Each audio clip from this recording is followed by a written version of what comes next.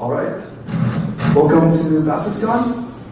My name is Peter Kashiginsky. I'm IRC on Twitter. I'm known as iFelix.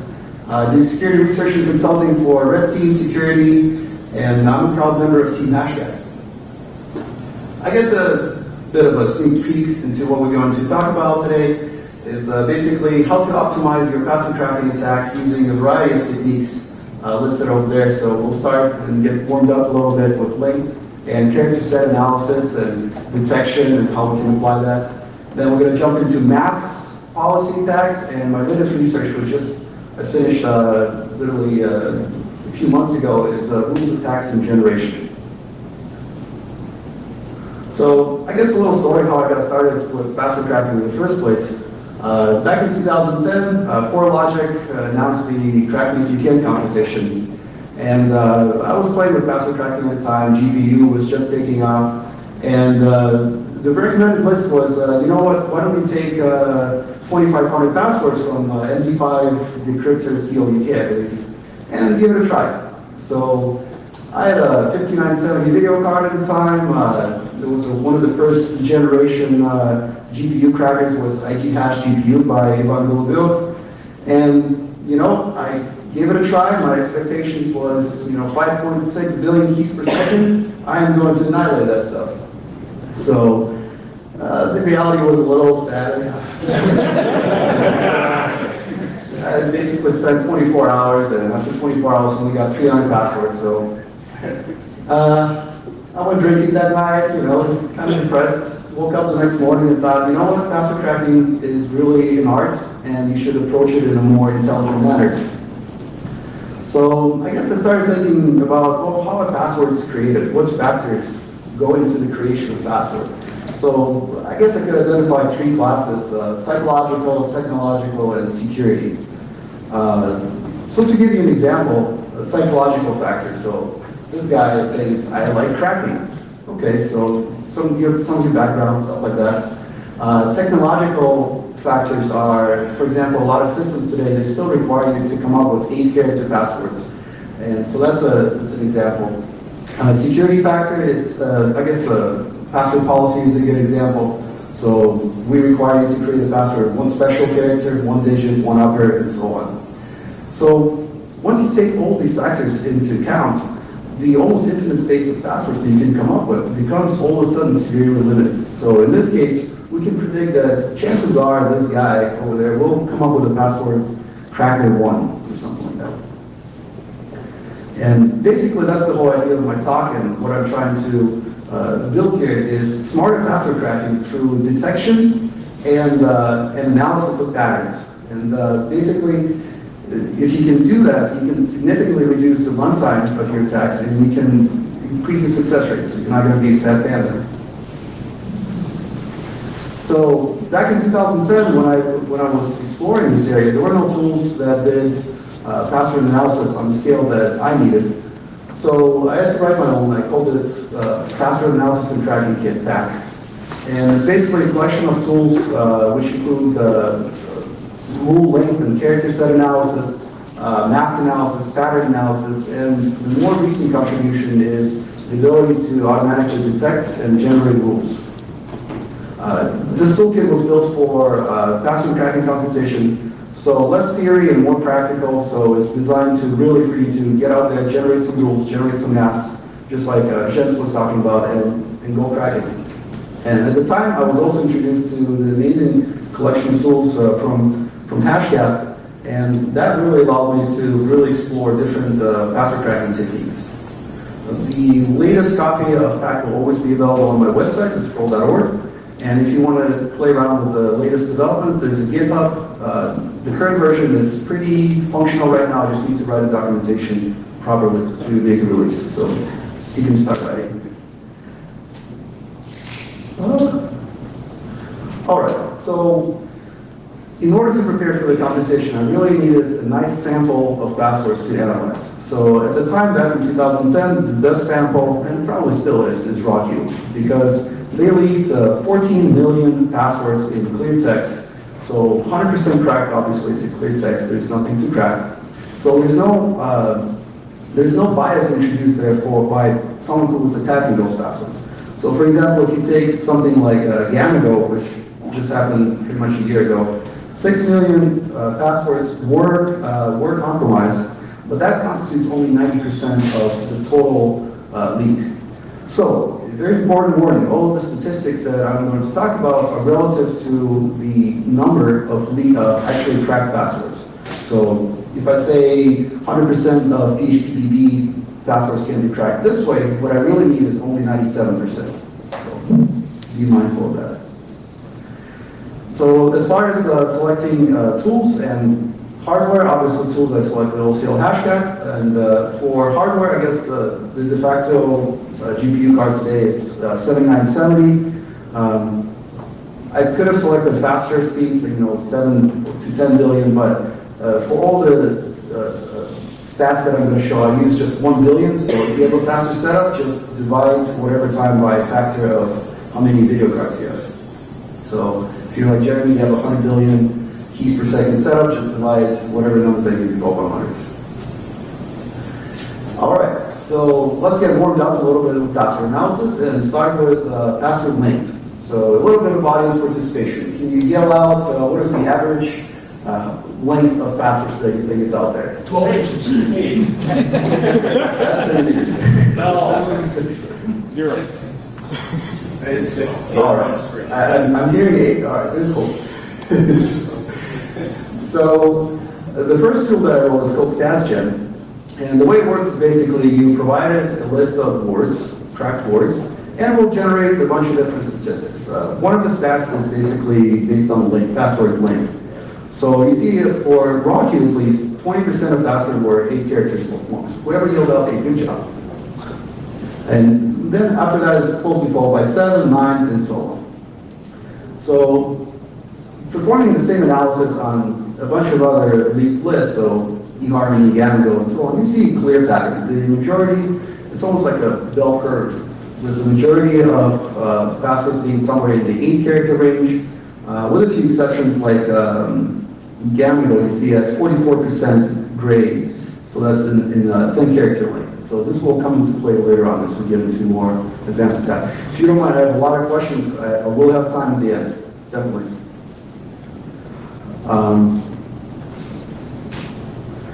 So immediately you can take this basic information and adjust your password crafting a little bit. So if you cover 1 to 8 characters, brute force, you'll get maybe 50, 60%.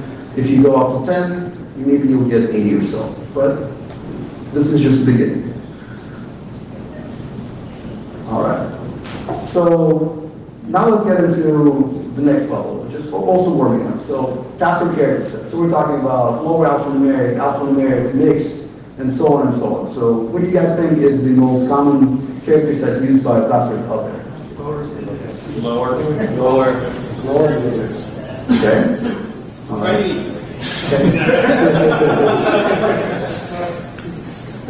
All right, so same thing with StatsGen. Another part of stats that you can generate is basically which character set. So again, you can see for raw queue, the majority was lower alphanumeric. So lower alphanumeric is probably a good target. So once again, I applied it to a whole bunch of different loop lists. And you can see clear patterns on the very left where lower alpha is pretty much dominated by the majority of them, with a few exceptions. You can see the really deep blue color is LinkedIn. Stratford. Stratford has quite a few mixed alphanumeric passwords. And eHarmony has what, 60% and mostly upper alpha. So this will come in handy soon. So yeah, the majority is lower alpha. So basically, the idea here is, let's say you analyze raw queue lists, you found patterns in the raw queue, let's apply them to the rest. So the recent compromise in Gawker, so if you did what I did at first, with a really naive way of just brute forcing it, thinking that your amazing video card setup will just take care of it, it'll take you 76 days. If you approach it a little bit smarter, then you can reduce that time to 47 minutes and still cover, I guess, 90%. So that's the idea of pattern detection, analysis, and going back and forward, back and forward. At the same time, you can, with StatsGen, you can perform filters just to see see how well your coverage works. So you can say maximum length 8 characters, define character set that you want to use, and it will basically say, okay, so for Gawker, given that character set, your coverage is 90%, and it will give you corresponding stats for that filter. So same thing, I applied it to all the different leaks, and notice how eHarmony is a complete disaster. So In more ways than one. yeah. So, and the idea really is, the whole point of PAC is that it's all about pattern detection. So the way you should be using this tool is you should run a little bit of brute force, collect your sample. So in this case, I just brute forced everything up to 6 characters. And immediately you're going to see, okay, so there's obvious pattern where it uses upper alphanumeric. So use that, reapply it, and now once again you can create more optimal attack.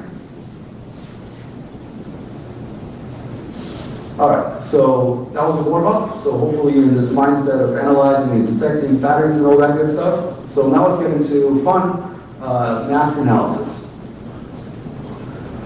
So for a mask, I think Jens was already talked a little bit about it, but I guess we'll just cover it again. But so given a string password 1 exclamation mark, you can subdivide it per position and say which character set is at what position. So the first one is U, which is uppercase. This is using hashcat syntax, by the way. So L is lowercase. At the very end, you have D, which is digit, so it corresponds to number 1. Exclamation mark is S. So you start building up those masks. So again, what do you think is the most common mask out there that you've been covering in your password tracking? Something like that. Yeah. All right, well, we'll see. We'll see in a second. No worries. All right, so my first attempt at mask analysis, and disastrous one I'll explain in a second, was to simply take, I guess, 14 million passwords, convert them to masks, and just say what is the most occurring one, and display a list. So in this case, for RockU, the most common mask is, I guess, 8 characters, all lower digits. The coverage is 4%. So I did a similar thing. I guess my goal was to come up with this golden collection of those perfect masks that you can apply to any password list and track most of them. So there's no such thing. I failed. You can see that the best you can do is 25% with Gawker. But for the majority of them, it's like 10% or so. So we need a better approach, though. Thinking a little bit more about what masks are and what information it holds, we can tell some interesting facts. So based on a mask, we can say how long it is. So in this case, it's 8 characters. Based on analysis of linked lists, we can say how many times it occurs. So for RockU, it occurs 70,000 times. At the same time, given that we know character set per position, we can calculate its complexity or key space. And at the same time, so we can estimate how long it's going to take to run if we just take, again, 1 billion keys per second benchmark. At that point, I wrote a different tool called MaskGen. And all it is a sorting tool. The way it works is you tell it which algorithm you want to sort by. And opt-index, not to sound too fancy, but all it is for now is just a ratio of complexity versus occurrence. At the same time, if you are in engagement with your pen tester, you probably don't have 30 days to perform your attack, so you can specify how many seconds the maximum runtime is. So in this case, I guess for just a day, which is nice for a competition or a pen test, you can specify that. So basically, as it's generating masks, it will continue aggregating how long those masks are going to take to run and stop at a predefined point. And here's some interesting masks that it generates. So notice the very first highlighted one. So even though its coverage is only 159 keys, passwords, because it's executing in only 39 seconds, that mask will be given higher priority as opposed to the mask which has higher coverage, but at the same time takes the whole 2 minutes to run. At the same time, the third highlighted mask over there, while it only executes in 2 seconds, because its coverage is so low, it will be rated lower because, compared to other masks. So it's a nice way to sort masks based on their efficiency, not just complexity or occurrence. And at the same time, at the very bottom, you'll see that the masks that you generated 5,000 or so masks. They have coverage of 75%, which is nice. So if you took those masks and attacked Rocky list. And the total runtime, just as we asked it to, is 1 day. So this graph represents basically different sorting and their different sorting algorithms and how efficient they are. So on the very left, you see my first and failed attempt, the occurrence. So that one has maybe 10-20% coverage on average, so not very useful for us. On the right side, I also implemented complexity sorting. So you know what, just get the fastest mask first and let them rip. So their coverage is 40%. The golden middle, as always, is the opt index, which has excellent coverage and improves significantly more as you, if you have faster setup. You can see you can get maybe 60 or so, 60-70% on average. At the same time, the sheer number of masks generated, you can see with complexity, because I'm trying to squeeze in as many possible fast masks as possible, there'll be somewhere in the range of 16,000 masks. So I'm not sure even Adam can implement sufficiently fast engines to go through all these. Occurrence, you basically generate 1 or 2 masks and then you're done. You just exhausted all your time that you have allocated. So again, golden middle is opt index, and it's very successful. So applying it to the actual password list, so I generated maps for just 1 day using Rocky list as a sample and applied it to a whole bunch of different leaks. So the blue line everywhere represents the maps generated by RockU, and the red line represents the most optimal mask attack that you can perform against those leaks. So in case of LinkedIn, it's almost perfect. Within 5 days, you get, I guess, 70% or more. Gamigo, you see there's a big jump there. And remember when we were analyzing Gamigo, the majority of passwords were in 10-character range, while RockU was more dominated by 8 characters. So it does catch up eventually. Actually, if you give it another couple of days, the graph will come together. But because it's first trying all the 8-character maps, that's why there is a gap. PHPDB is perfect. eHarmony, even though it's using completely different character set, we're still having no problems using opt-index sorting. And here's the first stickler, Stratford. So the most optimal mask says that you can, mask attack, says that you can crack Oldham within 5 or so days. Now at the same time, if you apply RockU, it's actually doing pretty bad. So before I explain why that's happening and how we're going to attack this type of password collections, let me talk about password policy, attacks against password policies and mask analysis. So there are a few interesting publications on how to define strong password policies. Can you guys know the nicknames for these books? Yell them out. Rainbow. Okay, so what is the first one? DOT Trusted Computer Evaluation. Do you know the colors? Something the green book. Was that? The green book has something. Oh, you got the trick question. So the blue book is actually called the green book because I don't know why DOT calls blue green. Who knows? Colors networks. So let's think of a typical password policy. You're told you must pick a password which is 8 characters long, at least 1 lower digit, at least 1 upper, at least 1 digit, at least 1 special. So we consider the entire character space generated for all the compliant passwords and divide it into what is compliant and what is not compliant. We'll see that 62% of passwords are non-compliant and 38% are non-compliant. So if you know that the target is using policies, then you should really concentrate on only compliant passwords. Why waste your time on something that would never be in the list in the first place?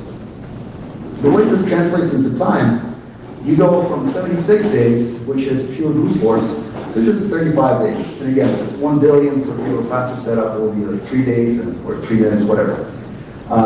So it takes a lot less time actually to go as larger coverage because compliant passwords don't have really expensive masks like all special characters, which take forever to hit. So basically I wrote a tool called PolicyGen, which provided with password policies, so minimum digits and so on, it will generate a collection of password compliant policy masks, which you can plug into the OCL hashtag, and you will attack just the passwords which have some potential to be in the set. And you can see that on the very bottom, I generated 40,000 masks, and it will take you 35 days to run. So if you are a defender or someone who creates policy, you should really not estimate your policies based on the worst case scenario, which is full brute force. As a rule of thumb, you should probably take half of that. That would be a little more realistic. At the same time, if you are an auditor or a pen tester, you're probably not asked to crack all compliant passwords, because that's not going to show anything to them. They'll probably say, find me all the non-compliant passwords. So what you can do is you can include the -- non-compliant flag. It will generate specifically non-compliant password masks for you. You can plug it into OCL hashtag and you can find whoever picked that password. And again, it takes 41 days with 24,000 masks. So with that, let's get back to Stratford. So we had a little issue with Stratford where we saw that our optimal attack was not very efficient. So what I did was I ran hashtag in full brute force mode for an hour or so, just to collect a sample. Well, full, it will take 46 days if you wanted to exhaust it. And then using StatsGen, I analyzed results. And immediately, as you look at passwords, you'll see that mixed alphanumeric password appears to be completely randomly generated, which is a perfectly good indication of a policy. What I did next was I generated a collection of compliant policy masks, and applied it. So lots of lines here. So let's walk. Stratford up index. So red line over there represents the most perfect mask attack you can perform. Yellow line, green line represents the policy that was generated. So you see that it's not perfect, but it follows almost precisely how you would attack it if you customize the attack just for Stratford. Blue is our original Rocky failed attack. But here's an interesting thing. The Rocky list sorted by complexity is actually doing pretty good against policy attacks. So you should, I think all of these mask sets will be provided with the next release of hashtag, so you will be able to play with them. All right, so Master Gut.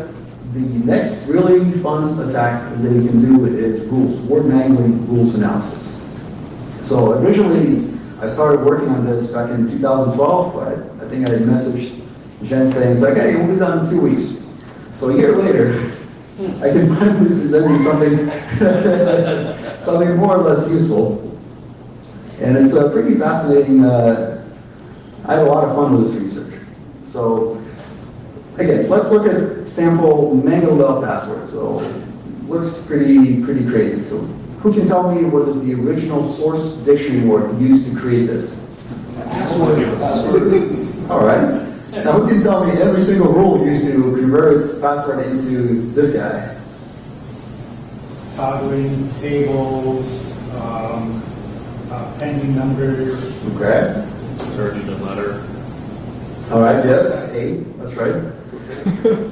I'll do that 14 million times. So yeah, you got most of them, there's substitution, there's replacement, there's deletions, and source code is password. So as human beings, we're pretty good at detecting patterns like this. But obviously, I really wanted to automate this to make it run at scale. And given the password such as this one, if I can break it up into 2 sets of all the possible source words that could have been used to create it, and a separate set of all the possible rules which could be used to mangle it up and create those passwords. What I can do with those is, we know that people repeat themselves, so they will repeat those source words and rules. So you can smash them together, remix them together. You can apply generated source word against other rules, and similarly generated rules against other words.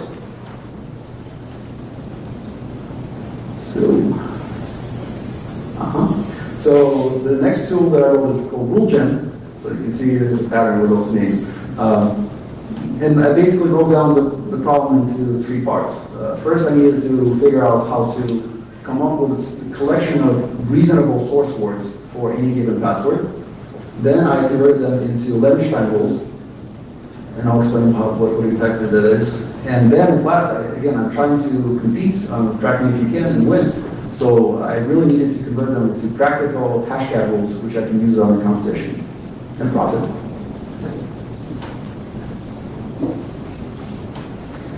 So source words, the way I approach this problem is just by asking a bunch of questions. So the first one was, well, I'm not going to target randomly generated numbers, passwords. I'm really targeting mangled-up dictionary words. So if you reconsider that mangled-up dictionary words is a case of intentional misspelling, okay, the assumption falls apart quickly, but in the meantime, you can see that if I just put in P4S word 1 into the standard spell checker, I can actually reverse the source word.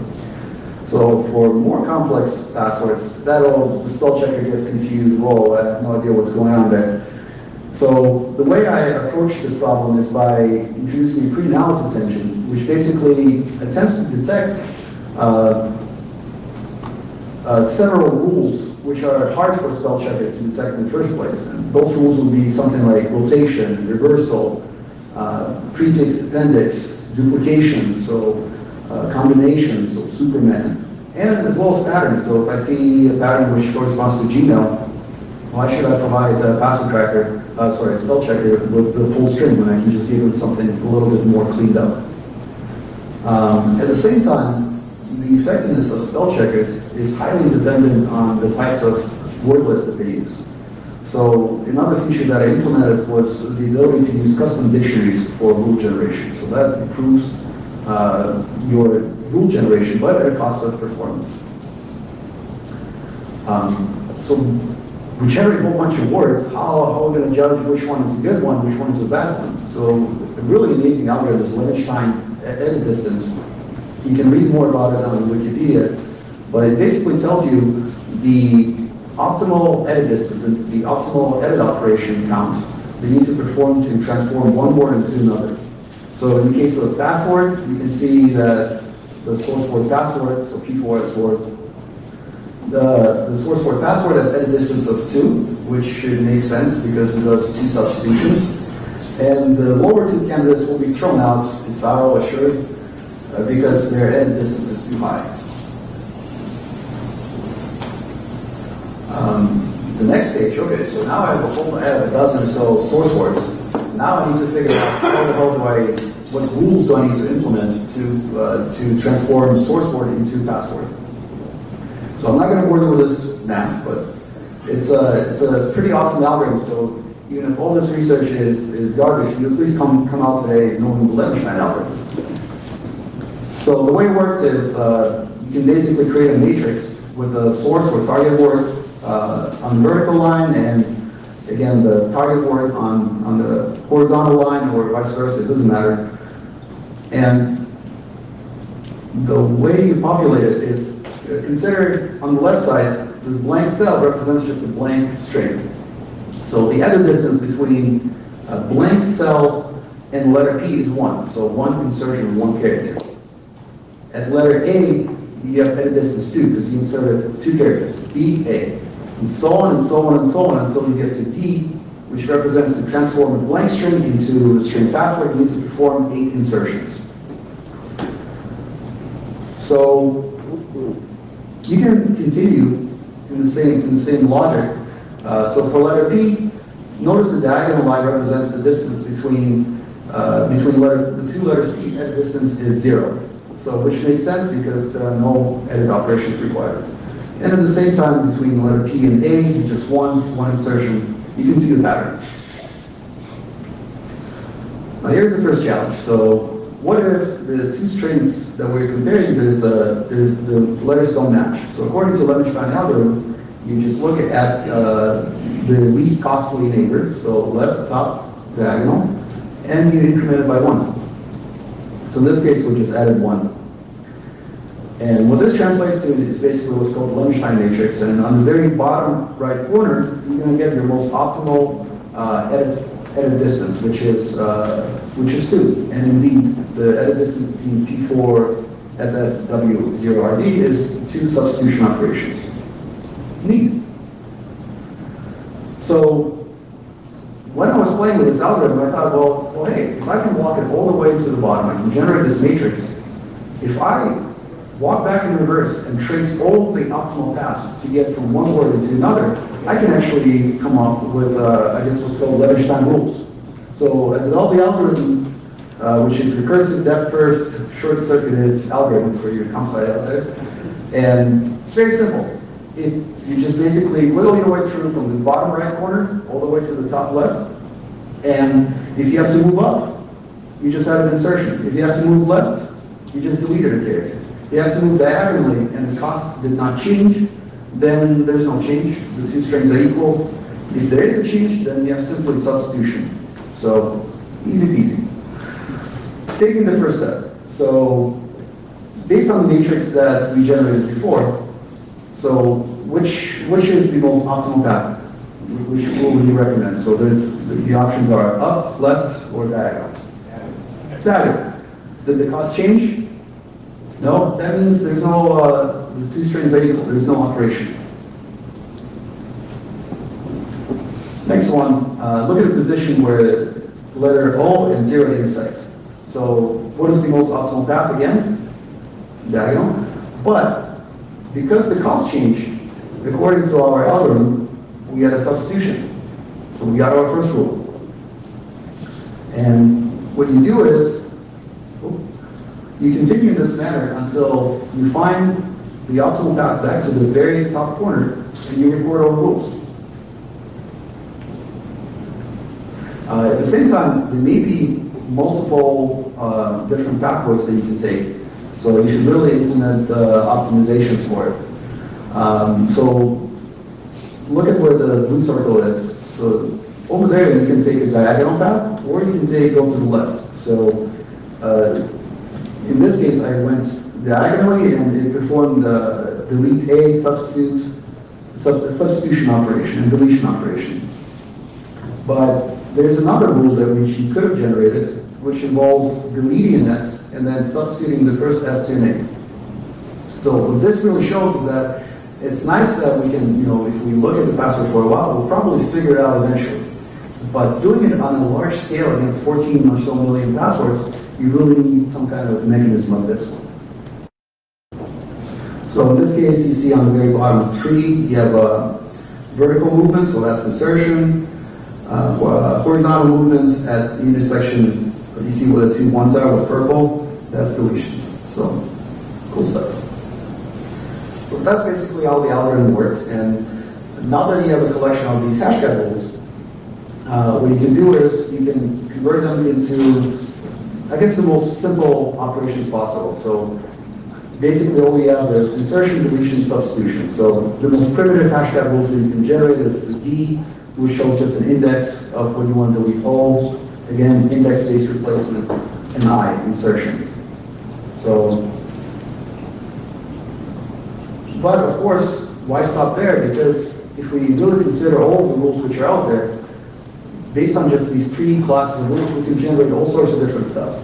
So if we approach it a little bit more cleverly, we can say, okay, so if the letter that we just inserted is at the very end, then we can use hashcat rule $.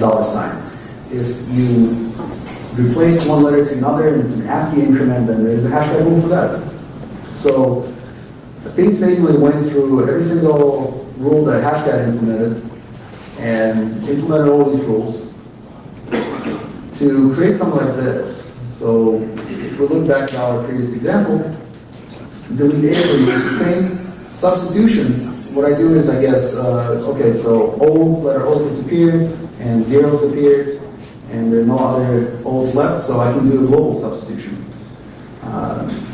Insertion was done at the very end, so $1. So it's not a really trivial problem, because especially when you do global substitutions, you have a holding problem basically. What if you substitute all the S's, but then at the end you decided to insert another S?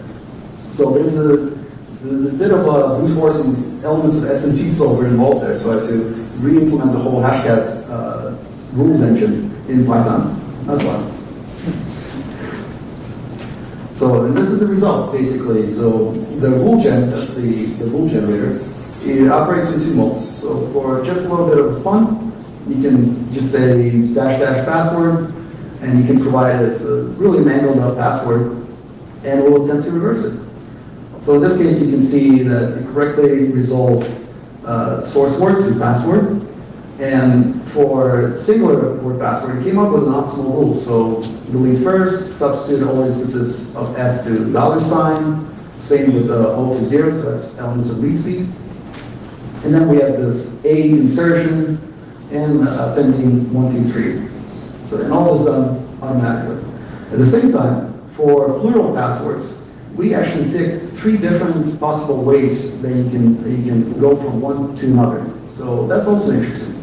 At first I was trying to come up with this best possible rule for all of them. But in the end I gave up and just started generating as many of those as possible. And then if I'll put it into some kind of statistical analysis, just like I did with MassGen, the good rules will come out.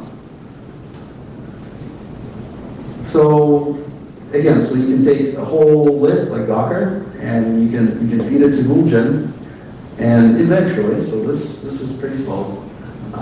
But actually the latest release of RuleGen finally implements multiprocessing, so it's actually more or less usable on competitions or pen tests, so you can perform recycling attacks that I'll show you in a second.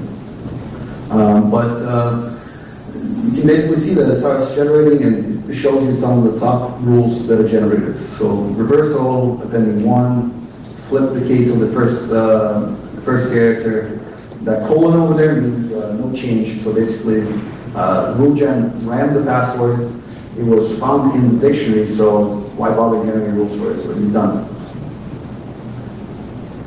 So I took a bunch of linked lists and ran against all of them. And so for Rocky, you can see source words are lover, baby, love you, Maria, Gene loves, love. You see that kebab. But for LinkedIn, there's a job. LinkedIn, password, Alex Mike. Now, if you look at top words, that was a little disappointing because $1, $2, that's all just pending stuff. So, if you're spending all this time implementing ASCII increments and cutting rules and bit shifting, basically, that was a waste, I guess, kind of wasted effort. So, the salt.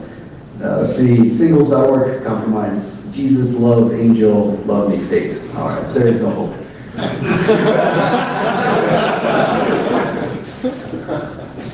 All right, but as a side effect, while I was doing all this, I did generate, so for Rocky at least, I generated 67 million unique rules. And I sorted them based on their occurrence. So I guess I'm not going to run all of them. So I took the top 1 million. And basically put them against, as a trial against the existing rules that are in Hashcat right now. And I guess the target I chose was Gamigo. It was a fast hash NG5, so it was a good way to test the waters. And you can see that the Rocky 1 million is actually doing pretty good.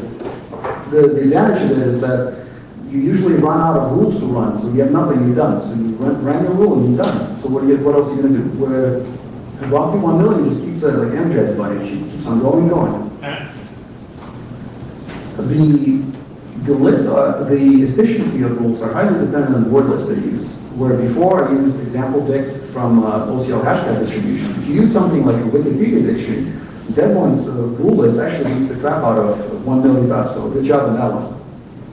But you really are missing the point if you apply rules like that. The whole point of back and RuleGen and all of these is that it's all about recycling. So you crack a little bit of passwords, you rerun RuleGen, and then you throw them back into Hashcat and crack some more. And to illustrate this, so you can see the blue line is my initial trial. After I cracked all these passwords, I took them, put them back into RuleGen, and then we generated a little more rules, a little more source words, and boom, all of a sudden cracked another 1 million passwords. So that's the power of it. And the idea of back really is, it's all about this cyclical recycling, rinse, repeat. Crack some passwords, analyze them, generate masks, generate rules. Again, repeat over and over again. So don't go as crazy as this guy, you'll go bold, but the idea is there, lather, rinse, repeat. That's the most efficient attack. I guess the takeaways that you can do from this talk is, if you are a developer or a defender, hopefully you've seen some attacks out there, so you'll be able to predict what risk you're facing and what you need to defend against in the future. If you're a penetration tester or attacker, hopefully you learn some interesting ways to be more efficient and more successful. So again, so you can illustrate better risk to your clients. And if you're a security researcher, hopefully you've seen all the amazing things you can do with password cracking and analysis, and there's a lot more talks coming up in this conference, so maybe you're inspired to contribute and grow in this area. It's just really a vast field. Definitely, none of this would be possible. The tool is built on the backs of giants, so there's decades of research into password cracking, from the original crack to John the Ripper to Hashcat, but special thanks to Jens and Team Hashcat because their encouragement for me to continue working on this tool. If it wasn't for the Crack Me If You Can competition, really I wouldn't get into password cracking at all, so thank you very much, guys. And definitely thank you to Pale and Jeremy for organizing this conference and getting the word out. So.